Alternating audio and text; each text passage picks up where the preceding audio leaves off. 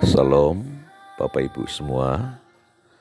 Pagi hari ini kita mengucap syukur sama Tuhan. Tuhan sudah memberkati kita sepanjang malam. Kiranya kasih Tuhan selalu bersama kita. Bapak Ibu, hari ini kita akan merenungkan satu perkataan Tuhan. Dalam Mazmur 62 ayat 2, hanya dekat Allah saja aku tenang, daripadanya lah keselamatanku. Mazmur 62 ayat 2, hanya dekat Allah saja aku tenang, daripadanya lah keselamatanku. Di manakah kita akan menemukan ketenangan dalam hidup ini?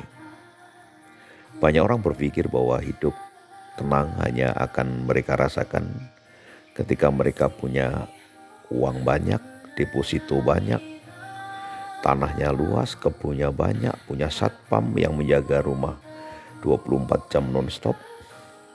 Tetapi fakta membuktikan banyak orang kaya yang hidupnya tidak tenang, selalu was-was dengan hartanya, khawatir dengan perusahaannya, khawatir dengan kehidupannya, takut dicuri orang, takut diambil orang, dan sebagainya. Dan orang miskin pun juga mengalami ketidaktenangan dalam hidup dia. Takut besok tidak bisa makan, takut masa depannya bagaimana, masa tuanya bagaimana, takut anak-anaknya nanti bagaimana, apakah miskin seperti apa yang ia alami. Semua orang pasti tidak pernah mengalami rasa tidak tenang, baik orang kaya maupun orang miskin. Namun pemazmur menegaskan bahwa orang yang tinggal di dalam Tuhan, dekat dengan Tuhan, pasti akan mengalami ketenangan dalam hidupnya. Masalah boleh saja datang, namun kita percaya bahwa Tuhan tidak pernah membiarkan dan meninggalkan kita.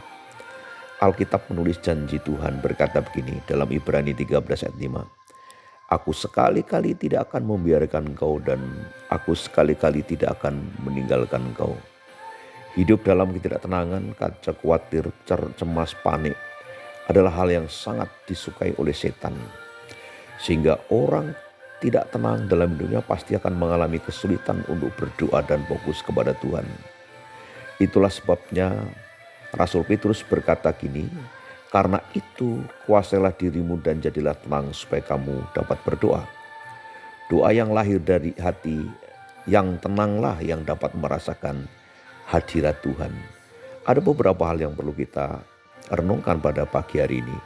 Kunci ketenangan itu yang pertama, dekat dengan Tuhan atau memiliki hubungan yang karib dengan Tuhan.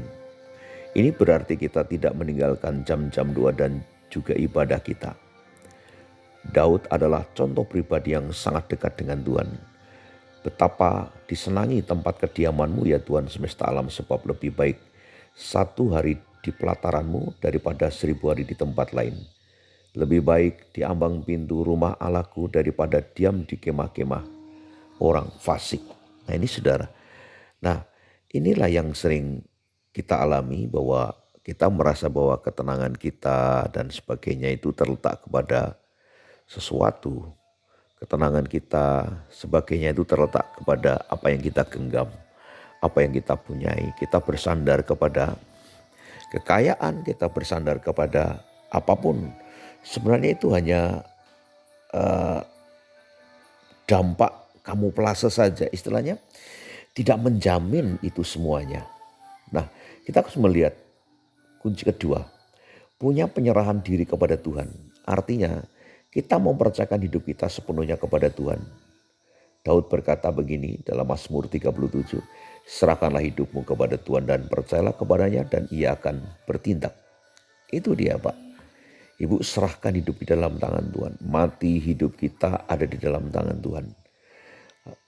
Rezeki, perubahan hidup, kelimpahan, semua ada dalam tangan Tuhan. Yang penting kita percaya dan mengikuti Tuhan. Tuhan sudah atur segala-galanya dengan baik. Nah, hal yang ketiga yang perlu kita pelajari, hidup dalam kebenaran. Alkitab menulis di mana ada kebenaran, di situ akan tumbuh damai sejahtera. Dan akibat kebenaran ialah ketenangan dan ketentraman untuk selama-lamanya. Dalam Yesaya 32 ayat 17. Di dalam dekat dengan Tuhan, berserah diri dan senantiasa di dalam ketaatan, kita akan mengalami ketenangan dalam hidup, Bapak Ibu. Jadi betapa penting pagi ini, hanya dekat Allah saja aku tenang, daripadanya lah keselamatanku. Dan saya percaya apapun yang kita hadapi, pasti Tuhan buka jalan. Bukan berarti kalau orang dekat dengan Tuhan tidak ada masalah. Bukan berarti orang yang bersama berjalan dengan Tuhan tidak ada masalah. Tetap masalah ada. Tapi ada satu hal, Tuhan berikan damai sejahtera yang melampaui segala akal ada dalam roh kita. Itulah artinya, damai itu artinya Tuhan sedang menuntunmu. Tuhan disebut Raja Damai. Ketika damai sejahtera ada dalam dirimu walaupun masalah begitu besar, ingat itu tandanya Tuhan sedang menuntun, Tuhan selalu bersamamu dan Dia tidak pernah tinggalkan kita. Mari Bapak Ibu, apapun yang terjadi, tetap percaya Tuhan pasti bekerja dan memberkati saudara. Doa saya pagi ini, kasih Tuhan memberkati Bapak Ibu dan darah Yesus melindungi kemanapun kau pergi, keluar masukmu. Darah Yesus melindungi dari segala roh jahat, niat-niat jahat. Darah Yesus memberikan kelimpahan, darah Yesus membawa kemenangan bagimu. Shalom. Tuhan Yesus memberkati. Selamat beraktivitas pada pagi hari ini.